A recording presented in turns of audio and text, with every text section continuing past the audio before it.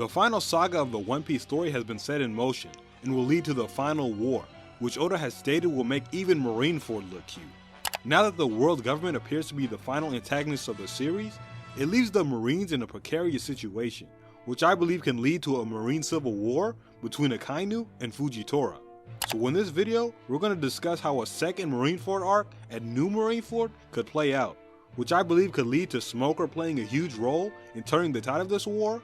Garp making a final sacrifice, and Luffy having to grow in a specific way before he's finally able to get his revenge against Akainu.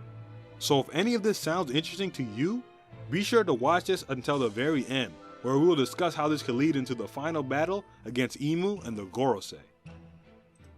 This is my third prediction video of how the final saga will play out. In my first video, I discussed how I believe the Cross Guild and the Red Hair Pirates will come to Elbaf and challenge the Straw Hats in a Davy Bag fight, which is where Luffy and Shanks will reunite and where Zoro and Mihawk will have their fated duel. In the following video, I discuss how Blackbeard will kill Shanks after Elbaf, leading to Blackbeard and Luffy fighting on Laugh Tale for the One Piece and the Pirate King title.